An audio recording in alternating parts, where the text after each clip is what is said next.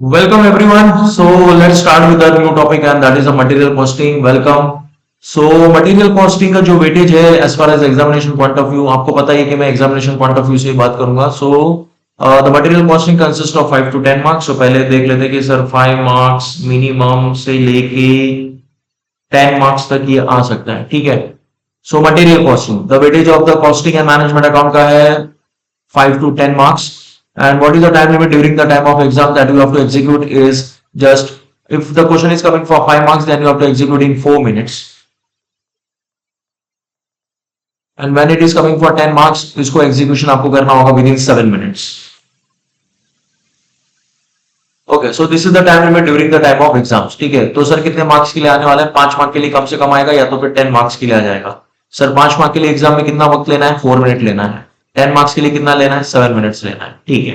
और सबसे बेसिक चीज हमको क्या याद रखना है? इसमें फॉर्मूला याद रखना है और फॉर्मूले का जहां पे भी हमें दिया होगा वो एप्लीकेशंस कर देना है. ठीक है. सो यहाँ पे ये फॉर्मूला मैंने लिया हुआ है ईओक्यू और फॉर्मूला काफी सिंपल है. इसको अगर आप एक दो बार रिविजन करोगे तो आराम से दिमाग में बैठ जाएगा. EOQ under the root 2 AO divided by C. ठीक है. A standing for annual demand है, ओ है ऑर्डरिंग कॉस्ट है and C is carrying cost. ठीक है. ROL reorder level, minimum level, maximum level, average level, danger level, safety level, ये इतने चीज आपको याद रखने हैं. एक्चुअल में देखा जाए तो ये 100 पेज का टॉपिक है as far as study mat is covered. और एक बार अगर आपने स्टडी मटेरियल और previous year paper RTP MTP cover कर लिया तो आराम से ये चीजें कवर हो जाएंगी. ठीक है. सो यहाँ पे रीऑर्डर पॉइंट है. Reorder point is max consumption. हाँ, मिनिमम स्टॉक लेवल अगर दिया होगा तो इसका फॉर्मूला थोड़ा सा वेराई हो जाएगा. So minimum stock level plus maximum consumption into maximum reorder period. The things are very simple. Okay, so minimum stock. So ROI के लिए हमने क्या लिया? देखो तीन चीज होता है, मैक्सिमम होता है, मिनिमम होता है और एवरेज होता है. ठीक है. तो ये चीज हमें ऑलरेडी दिया होगा. मिनिमम दिया होगा, मैक्सिमम दिया होगा. अगर एवरेज नहीं दिया होगा तो मिनिमम प्लस मैक्सिमम को डिवाइड बाय 2 कर देंगे तो एवरेज लेवल मिल जाएगा. सो रीऑर्डर लेवल का फॉर्मूला यहाँ पे है max consumption into max reorder period. Minimum stock level है, इसका मतलब कि minimum stock level find out करने के लिए आपको पहले ROL फाइंड आउट करना होगा. तो ROL is equal to max consumption into max reorder period.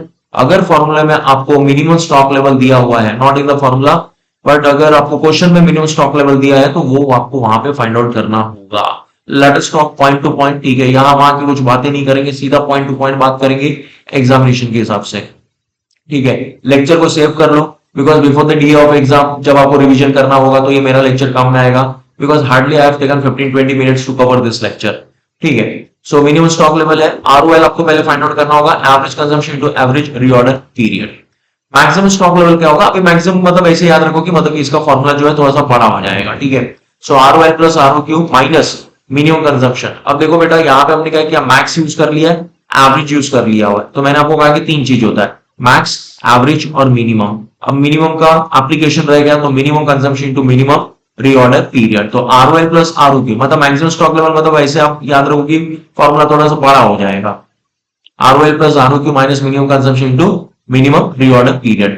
And once you have find out minimum stock level and maximum stock level, हमारा calculation हो जाएगा एवरेज स्टॉक लेवल. बहुत ही क्विक हो गया और बहुत ही इजी तरीके में ये हो गया. Minimum level plus maximum level को डिवाइड बाय 2 कर देंगे तो ये हो जाएगा यहाँ पे. Sir what about danger level? आपके सामने है यहाँ पे स्क्रीन पे. Average consumption multiply by lead time for emergency purchase. तो सर यहाँ पे स्टडी मटेरियल में देखा तो ये तो 100 पेज का टॉपिक हो गया. ठीक है. 100 पेज का टॉपिक बोलने के लिए है, आप इसको इजीली कवर कर सकते हो. What are the important things as far as your examination is concern वो मैं आपको यहाँ पे बता रहा हूँ. ठीक है. अब कुछ प्रॉब्लम्स हम यहाँ पे देखेंगे और इसके एप्लीकेशंस देख लेंगे क्योंकि rest of the things are theoretical.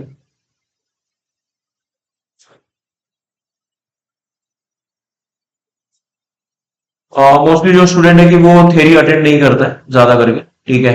So you have to rely only on the practical questions during the time of exams. ठीक है. यहाँ पे एक मैंने इलस्ट्रेशन 3 लिया from the study mat only. हाँ देखिए, आप यहाँ पे प्रीवियस ईयर पेपर चालू कर सकते हो बिकॉज आपके पास फॉर्मूले का है और फॉर्मूला यहाँ पे आपको सिर्फ और सिर्फ एप्लीकेशन करना होगा. तो जैसे मैंने यहाँ पे एक क्वेश्चन लिया हुआ है illustration 3 from your study mat only.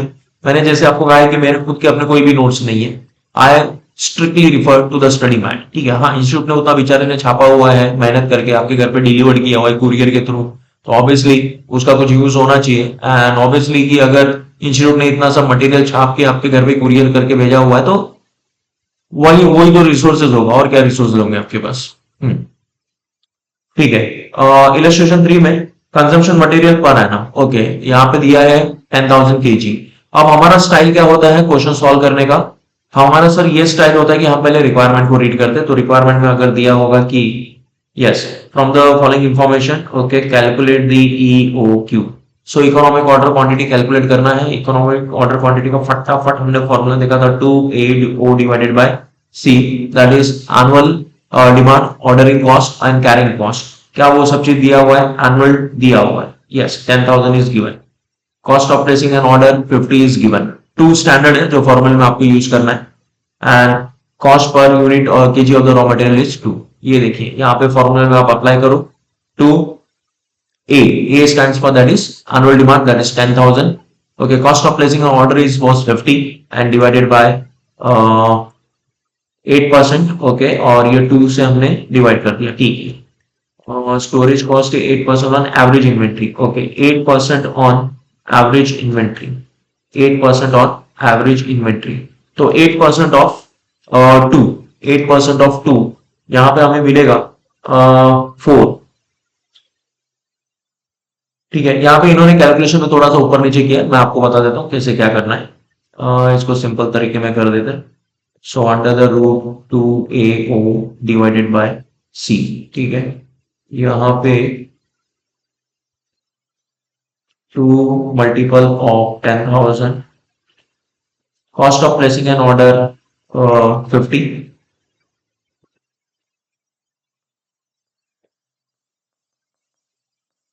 cost of placing an order 50 divided by storage cost 8% on average inventory, 8% on average inventory। तो कॉस्ट है हमारा 2, सो 2 का 8%, 2 का हमें 8% कैलकुलेट करना होगा। सो 2 का 8% आएगा 0.16, 0.16। चेक कर लेते हैं कैलकुलेटर पे।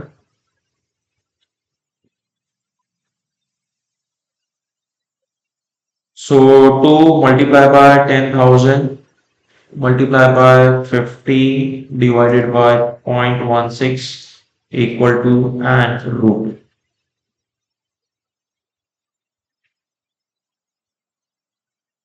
root 625, yes, 2,500 यूनिट्स मिल रहा है, ठीक है। So you will be getting 62 lakh 50,000 आ रहा है। So you will be getting 2,500 kg। ये स्टाइल में भी आप कर सकते हो, that is the 8% of the average inventory, 8% of the average inventory जो मैंने कैलकुलेट यहाँ पे किया हुआ है, ठीक है।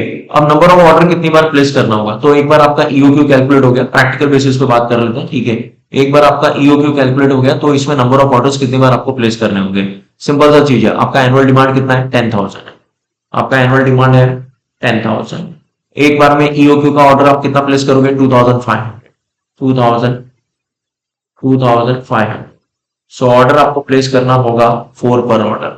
Look at this, 4 order per year, 4 बार आपको ऑर्डर करना होगा। Moving to the next, EOQ फिर से फाइंड आउट करना है। EOQ that is 2AO divided by C। अब यहाँ पे जो एनुअल डिमांड है, एग्जामिनर कभी कभी यहाँ पे कुछ गेम खेल लेता है स्टूडेंट्स के साथ। जैसे वो मंथली देगा तो मल्टीप्लाई बाय 12 करना है, okay, that everyone knows, just मैं आपको बता रहा हूँ। क्वार्टरली दिया होगा तो मल्टीप्लाई बाय 4 करना है, हाफ ईयरली दिया होगा तो मल्टीप्लाई बाय 2 करना है, ठीक है। ऐसे आपको कैलकुलेशन करना है। पिछले वाले प्रॉब्लम में उन्होंने एनुअल डिमांड ऑलरेडी दे दिया था, so we have not perform any detail calculations, okay. Now annual demand is 5,000 units, तो ए तो मिल गई, ठीक है, ए का काम हो गया। यूनिट प्राइस है 20, यूनिट प्राइस है 20। ये कैरिंग कॉस्ट कैलकुलेट करने के लिए काम में आता है। यूनिट प्राइस जो है, मतलब कॉस्ट प्राइस जो है, वो आपको कैलकुलेट करने के काम आएगा, द कैरिंग कॉस्ट, राइट, ठीक है। वेट कर लेते हैं। Ordering cost is 16, so under the root 2 multiple of 5,000 multiple 16 divided by carrying cost अब कैलकुलेट करना है। अब कैरिंग कॉस्ट में एक चीज याद रखना, जितना परसेंटेज आए सब परसेंटेज को ऐड कर लेना, जितना परसेंटेज आएगा सब परसेंटेज को ऐड कर लेना। तो यहां पे हमारे पास है 2, 12 और 6, ठीक है, that comes to 20%, that comes to 20%। अब 20 का 20% कैलकुलेट करेंगे। 20 का 20% इज सिंपल 4, ठीक है, ये आ गया आपका 4। सो 4 4 16 कर देते हैं वहां पे, तो काम हो जाएगा अपना। फटाफट कैलकुलेट कर लेते हैं यहाँ पे। 5 10 10 40,000 रूट 40,000 200 यूनिट्स। यस, मिल गया होगा सभी बच्चों को आंसर ये 200 units. Sir what we got 200 units, 200 units is EOQ, economic order quantity हमें मिल चुका है यहाँ पे। ओके, ऐसे ही यहाँ पे लेक्चर्स होंगे, ठीक है, तो मतलब एकदम शॉर्ट तरीके में, यहाँ वहां की कुछ बातें नहीं, ठीक है। मैं कौन हूँ, कहाँ से आया हूँ, क्या है, आपका सिर्फ यही मतलब रखना है कि मैं जो चीज आपको बता रहा हूँ आप फॉलो करो, एग्जाम आप फोड़ दोगे वहां पे, ठीक है। वैसे ऊपर लिखा भी है, उसको फॉलो कर सकते हो आप। Okay, so we got our answer that is 200 units, ठीक है। तो यहाँ पे चीजें आपको क्या याद रखनी है कि what ever the given in percentage, दिमाग नहीं लगाना है, जितने भी परसेंटेज दिए हैं परसेंटेज को सिंपल सा क्या करो, ऐड कर लो, ठीक है। क्योंकि यहाँ पर क्या है, कंफ्यूजन क्या होगा, सर स्टोरेज दिया है, इंटरेस्ट दिया है, सर अब तक तो हम एक ही परसेंटेज देखते थे सर, लेकिन यहाँ पे 3 3% आ गया, तो ऐसा तो नहीं कि ऑब्सोलेंस रेट को हमको नहीं कंसिडर करना होगा, सर हमको सिर्फ मतलब 2 और 12% को कंसिडर करना होगा, ऐसा कुछ भी नहीं है। जितने परसेंटेज दिए होंगे उतने पूरे परसेंटेज को आपको ऐड कर लेना है विदाउट एनी लॉजिक, ठीक है। हाँ ऑब्वियसली देखो, मेरा तो क्वेश्चन यहाँ पे सॉल्व हो गया, मैंने यहाँ पे क्या कैलकुलेशन किया, सब परसेंटेज को ऐड किया है, ईओक्यू का फॉर्मूला एप्लीकेशंस किया हुआ है और मुझे 200 यूनिट्स मिल गया हुआ है, दैट्स ऑल, ठीक है। मैटर मैंने क्लोज कर दिया यहाँ पे। अब एग्जामिनर को क्या पता चलेगा कि भाई मटेरियल कॉस्टिंग में मुझे नॉलेज है, मुझे नॉलेज नहीं है, क्या है, बट मैंने एग्जामिनर को अपना आंसर दे दिया हुआ है। ओके, अच्छा, अब यहाँ पे एक कॉन्सेप्ट आता है जिसको हम कहते हैं TIK, ठीक है, टोटल इन्वेंट्री कॉस्ट, ठीक है, टोटल इन्वेंट्री कॉस्ट, इसको हम कहते हैं TIC, total inventory cost, TIC total inventory cost. बहुत ही सिंपल है, 20 मिनट में आपका पूरा ये टॉपिक खत्म हो गया, ठीक है। टोटल इन्वेंट्री कॉस्ट, तो यहां पे हम देखेंगे टोटल कॉस्ट, या तो हम इसे बोलेंगे total purchase cost. Purchase cost मतलब आपने 10,000 यूनिट्स लिया हुआ, एक यूनिट का 20 रुपीज है, तो 20 मल्टीप्लाई बाय 10,000, ये हो जाएगा आपका 2 लाख रुपीज, ये आएगा आपका टोटल परचेस कॉस्ट, बोल सकते हो आप इसको,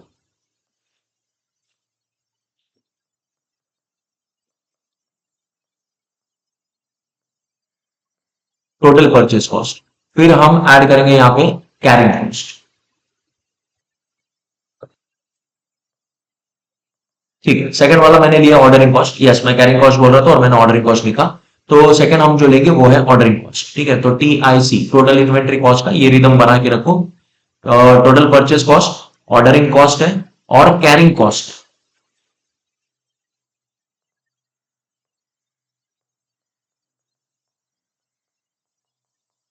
कैरिंग कॉस्ट में एक आपको फॉर्मूला याद रखना पड़ेगा, EOQ, जो ऑलरेडी आपने कैलकुलेट किया, तो इसका मतलब सर आप ये बोलना चाहते हो कि TIC जो है वो हमारा कैलकुलेशन होगा किसके बाद, EOQ कैलकुलेट करने के बाद। Unless and until you are not calculating EOQ you can not calculate TIC, that is straight forward, ठीक है। Total inventory cost, so total purchase cost, total purchase cost जो होगा, जैसे मैंने आपको बताया, ऑर्डरिंग कॉस्ट, कितनी बार आप ऑर्डर कर रहे हो, ओके, साल में आपका फ्रीक्वेंसी क्या है ऑफ ऑर्डर करने का, वो आपको टेस्ट करना पड़ेगा यहाँ पे।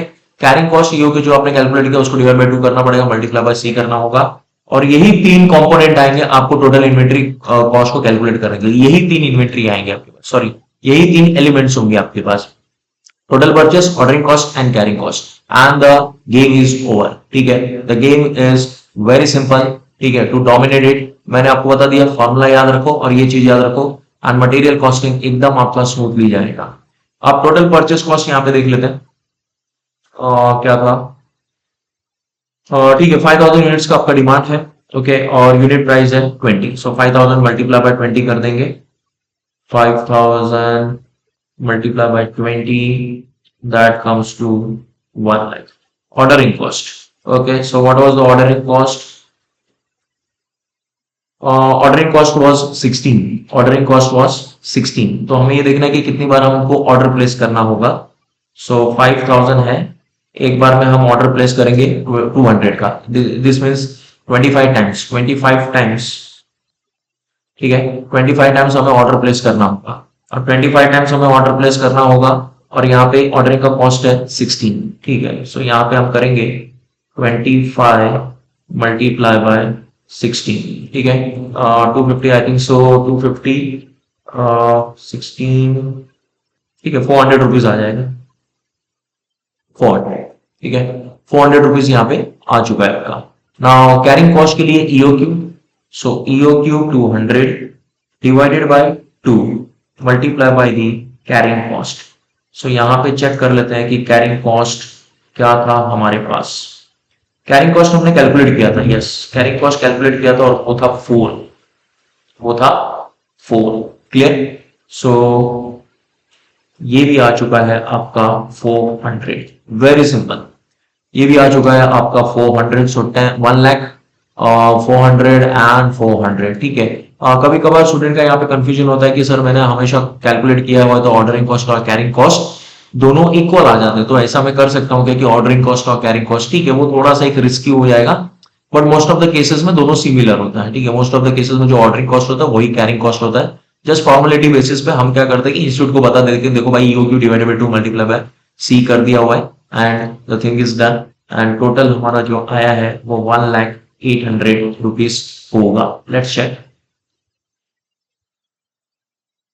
यस, ये तो ठीक है, ये हमारे स्टाइल में आ गया। टोटल इन्वेंट्री कॉस्ट हमने कैलकुलेट किया, उन्होंने टोटल कॉस्ट कैलकुलेट किया हुआ है, सेम चीज है, ठीक है। परचेस प्राइस कितने में किया, ऑर्डरिंग कॉस्ट कितना है, कैरिंग कॉस्ट कितना है, यही चीज हमको शो करना है। अब जैसे अभी यहाँ पे वो थोड़े बहुत माइनर चेंजेस कर रहे हैं और फिर बोल रहे हैं कि ठीक है बेटा एक काम करो, EOQ फाइंड आउट कर लो, ठीक है। अभी ये क्या होगा आपका EOQ वगैरह, तो आप इजीली उसको फाइंड आउट कर सकते हो। ये मैंने आपको बता दिया हुआ है यहाँ पे टोटल इन्वेंट्री कॉस्ट। तो क्या सर हम इतना फॉर्मूला याद रखेंगे और इसको सॉल्व कर देंगे तो क्या हमारा कोई भी question of previous year paper का हो जाएगा, इजीली हो जाएगा, यस, इजीली हो जाएगा आपका। And this is like a rapid revision also. Full fledge lecture लेना तो फुल फ्लेज लेक्चर ले लो, क्योंकि फुल फ्लेज लेक्चर में ये चीज कवर होगा, ठीक है। क्योंकि यहाँ पर क्या होगा कि मुझे during the time of exam मुझे नॉलेज शो नहीं करना है मेरे एग्जामिनर को, मुझे क्या करना है, उसने मुझे एलिमेंट्स दिए हैं और मुझे फॉर्मूला यहाँ पे अप्लाई करना है, एंड दैट्स ऑल, ठीक है। You have to score well, exemptions तो आराम से मिल जाएंगे। Okay, and this is the minimum stock level, maximum stock level, danger level, average level, all this formula मैंने वहां पे एक बार रिकैप में कवर अप कर लिया हुआ है। उसको आप गो थ्रू करके आराम से कोई भी क्वेश्चन जो है वो आप सॉल्व कर सकते हो। ओके, तो यहाँ पे मैं लेक्चर को एंड करता हूँ। पहले फॉर्मूला कर लेना and then you can go through your MTP RTP।